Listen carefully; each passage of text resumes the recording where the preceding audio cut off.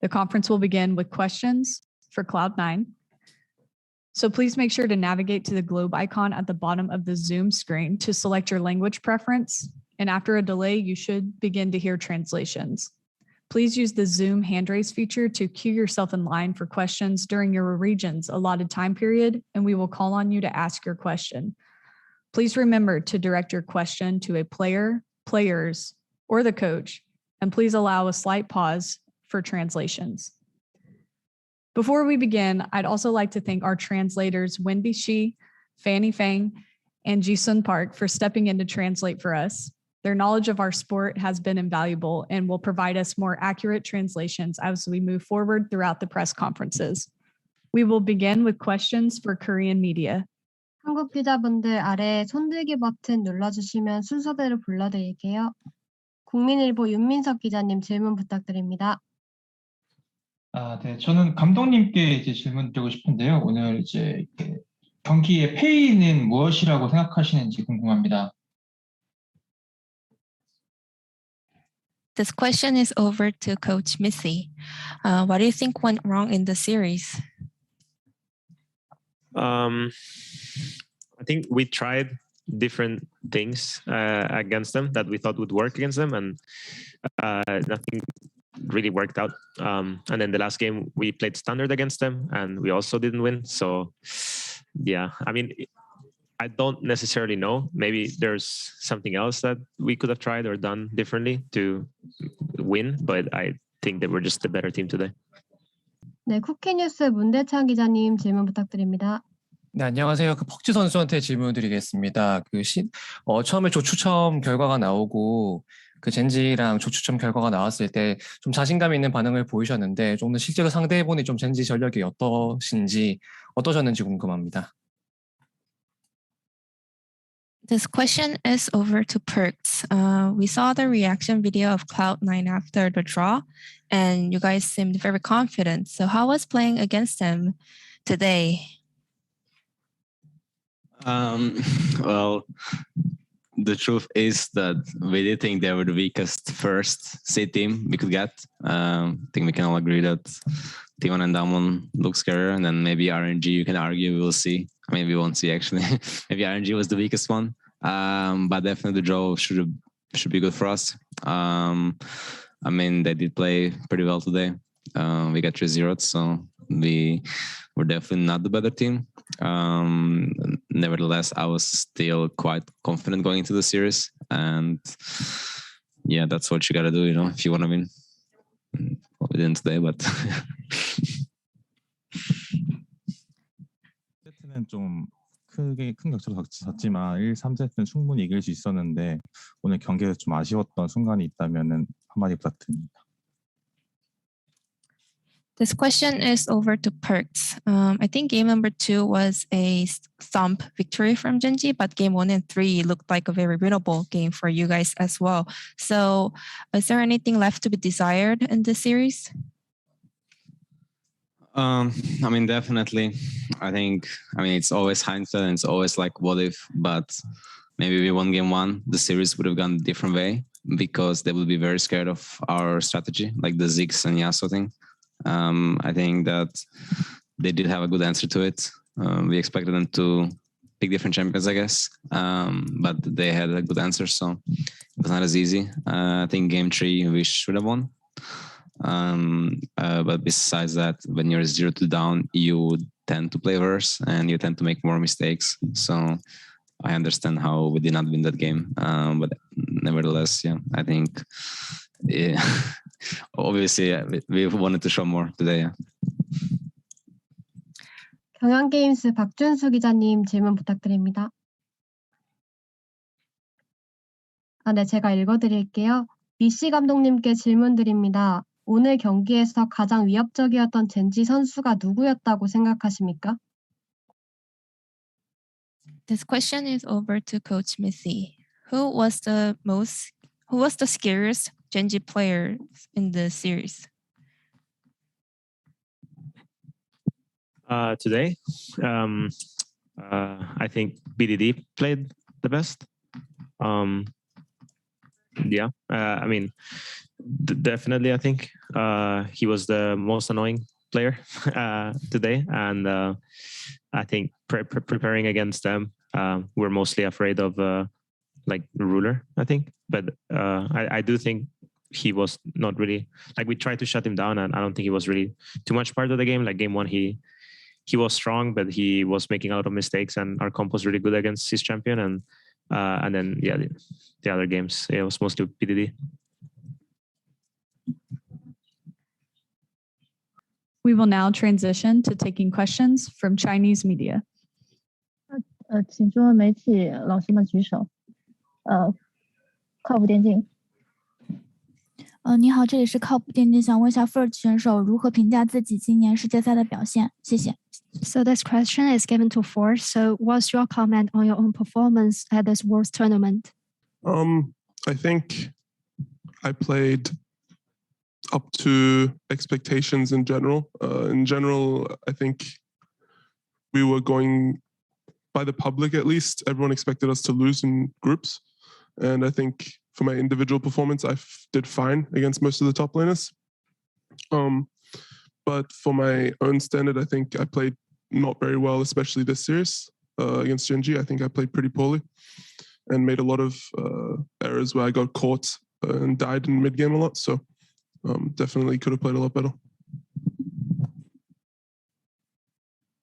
大电竞。你好，那么这个问题任何一位选手都可以回答。想问一下，在今年世界赛上有收获到什么吗？谢谢。They asked what's okay. I'll answer it. I think the main thing I would say for me individually was that I felt like all the teams are beatable. At least from the teams we versed, I felt like Damwon were probably the hardest, but other than them, I felt like every team was very beatable and that they also made a lot of mistakes, although we do too. So I guess going into the tournament, I thought a lot higher of the other teams other than Damwon, but it felt like the only team that was really hard to beat was Damwon, even though we did get 3-0'd by Gen.G. I do think they made a lot of mistakes as well as us. Also, we weren't really able to hear that question that well because it was really quiet. Yeah, I wasn't able to hear that question at least.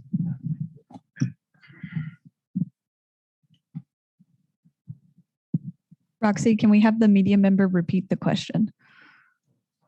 Oh yeah, we answered it. But... Yeah. We answered the question. It's just that the mic wasn't on when you asked the question. Yeah, so we couldn't hear it through our headphones. So what's your biggest takeaway from this Worlds tournament? This was a previous question. Okay. I'll take the question. That's a good question. I think the biggest takeaway is Worlds is a long tournament. And for most teams, you played a long year. And I think the most important thing is kind of your mental. And I guess trying to save gas for the important matches, which is something I could have done a lot better. And I'm sure the team as like in general or some of my teammates, we all could have done better. So at least for me, that's probably the biggest takeaway from this Worlds. We will now transition to taking questions from English-speaking media. Please use the Zoom hand raise feature to queue your question. Reminder that there will be a delay due to translations. Travis Gafford. This question's for Perks. Perks, given that this is your first year on Cloud9, obviously I know you guys are just coming off of that match, but what is sort of your takeaway on your first year with this team? And, what do you think of how everything occurred and went down?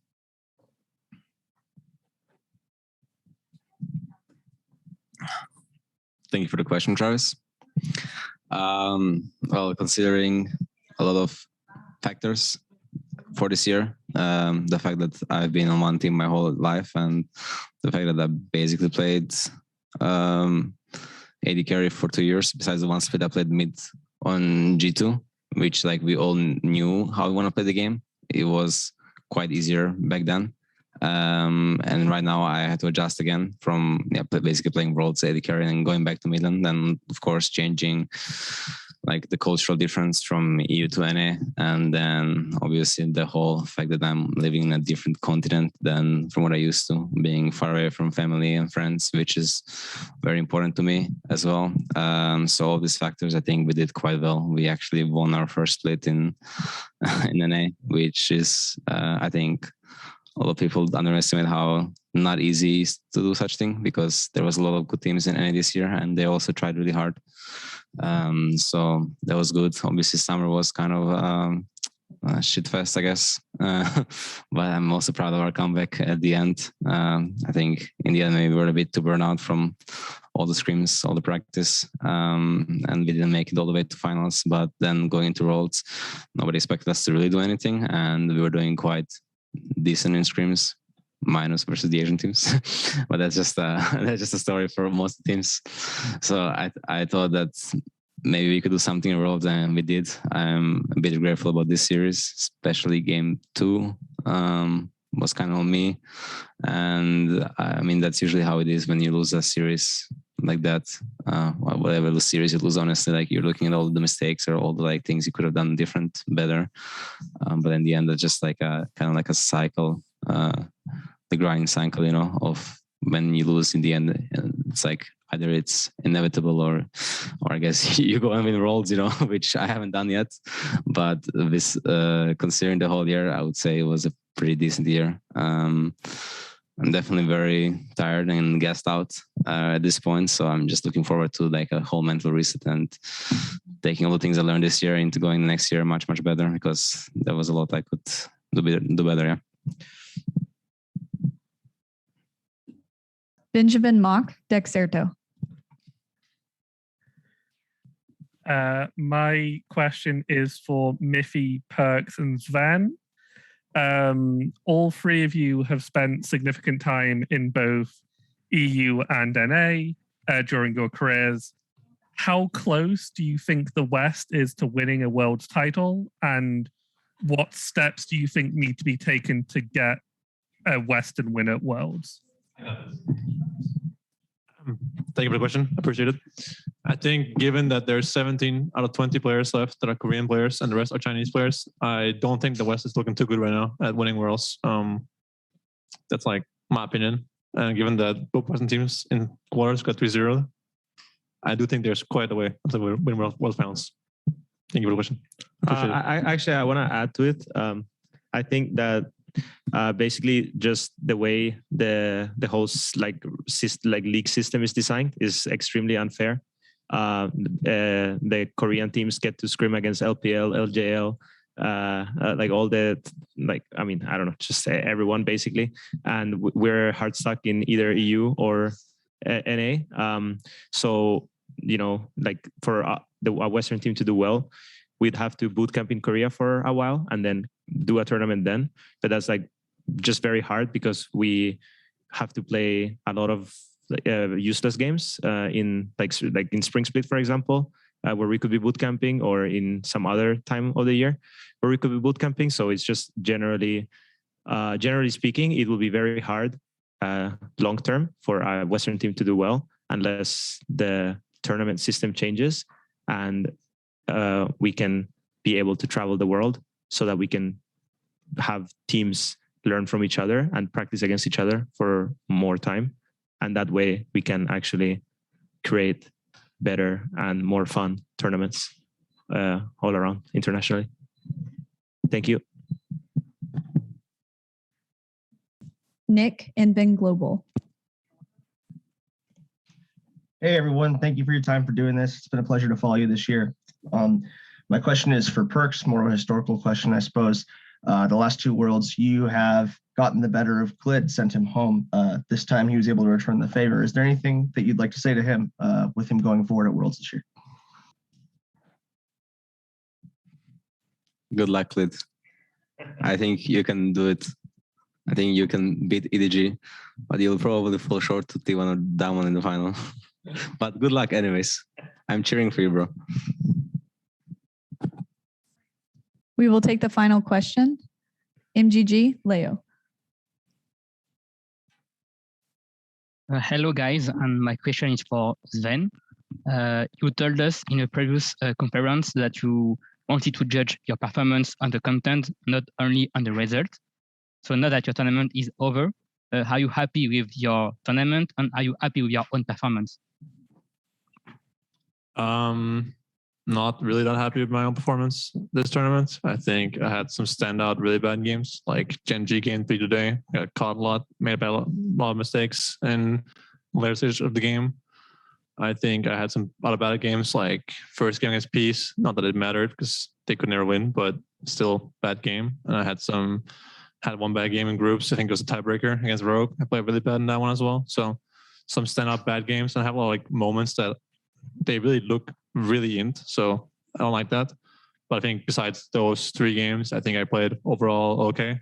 Today we were kind of outclassed as a team, and it makes everyone look worse individually when we're dying in lanes or getting caught left and right. So I think as a team, we did fine. 2-4 in a group with a team that wins 6-0 is fine, I think. And yeah, I think we could have easily won both game 1 and 3 today against Gen.G. So it feels kind of disappointing, I suppose. But yeah, I mean, it's what it is. But no, I'm not really that happy with my own performance.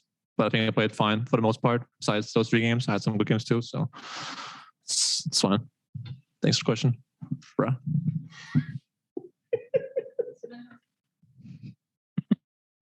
Okay, can I add to the question of like, what would you change for the West to be better than the East? Is this still possible? No, that's not possible. We're done. No, everyone moved on. Sorry. Everyone moved on. Maybe I can introduce Mehdi, how do you think the West can catch up to the East?